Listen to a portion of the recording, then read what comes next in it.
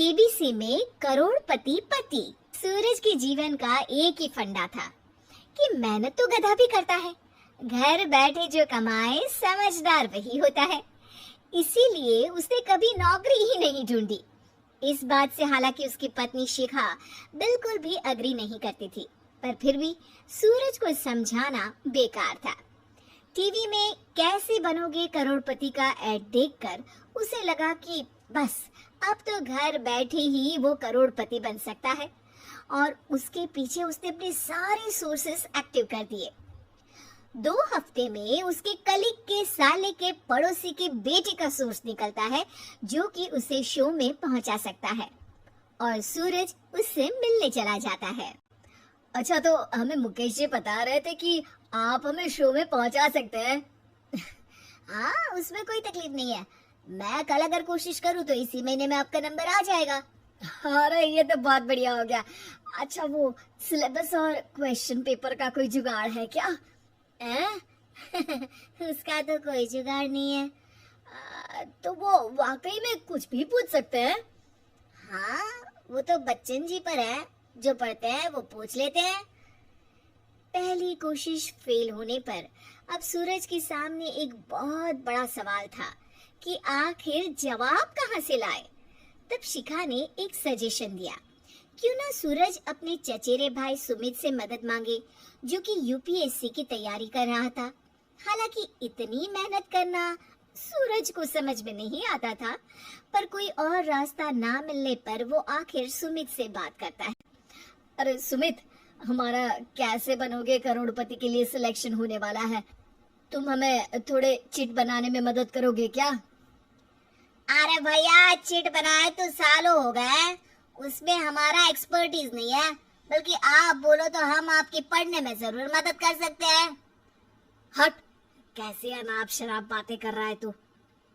सूरज ने सुमित को मना तो कर दिया था, पर तैयारी करने के सिवाय कोई चारा उसे दिख भी नहीं रहा था। खासकर जब 12 के पेपर लीक करने के एक्सपर्ट शुक्ला जो भी हाथ जोड़ लेते हैं। आखिर सूरज को सुमित के पास जाना ही पड़ा, और उसने सुमित और शिखा से वादा किया कि वो बहुत मेहनत करेगा। 1 महीने की तैयारी के बाद फाइनल हुआ कि शो से 1 हफ्ते पहले एक ट्रायल खेला जाएगा, जहां पर सारे रिश्तेदार ऑडियंस की जगह पर होंगे और शिखा सवाल पूछेगी। दूर दराज से भी रिश्तेदार आकर हाजिर हो गए देखने कि आखिर कैसे बनेगा सुमित करोड़पति। सब कुछ सेट था, और इतने में सूरज आकर अपना स्पीच देता है। ये 1 महीना मेरे लिए आसान नहीं था, पर अपने भाई सुमित और अपनी पत्नी शिखा की मदद से मैं इतनी दूर पहुंच पाया हूँ। मेरे मम्मी पापा के आशीर्वाद ने भी बहुत साथ दिया है मेरा। मैं उम्मीद करता हूँ कि आज के शो में आप लोगों को बहुत मजा आएगा।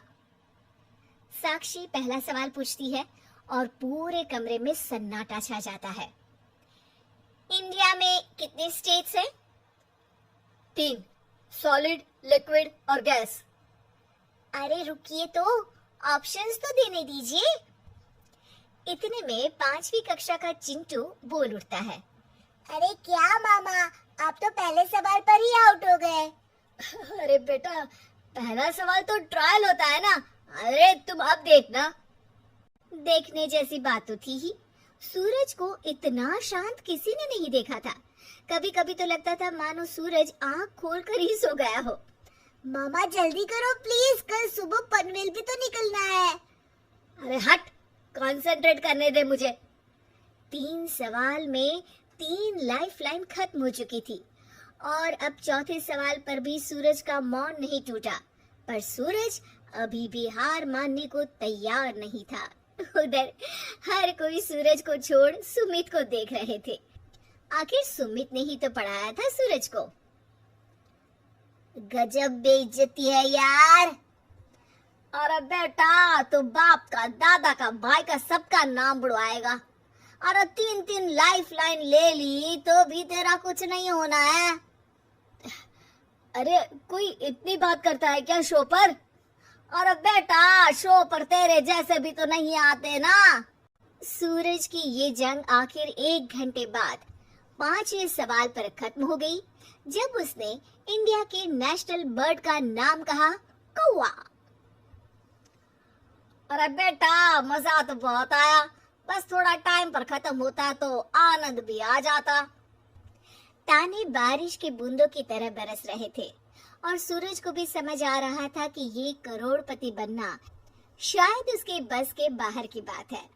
पर वो आखिर ये बात मान कैसे लेता? वो सख्त लौंडा जो ठहरा, उसने सोचा कि बेइज्जती तो हो ही चुकी है, पर अगर मैं हार नहीं मानूं तो शायद कुछ हो सकता है।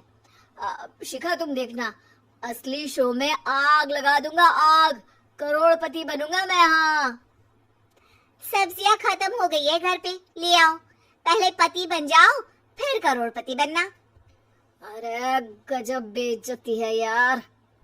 बेटा, अभी तो घर पर ही हुई है, 1 हफ्ते में तो तुम देश के सामने करवा कर आओगे। वैसे जब टीवी पर जाओ ना, तो बस अपने मम्मी का ही नाम लेना, ठीक है? कोई पूछे तो बोलना कि पापा नहीं है मेरे। अरे पढ़ाई की, पेपर निकलवाए, इतने सारे लोगों को खाना खिलवाया, क्या फर्क पड़ा? इसीलिए मैं कहता हूँ कि मेहनत तो गधा भी करता है, घर बैठे जो कमाए वही सिकंदर। लेकिन मामा, गधे भी जानते हैं कि हमारा राष्ट्रीय पक्षी मोर है।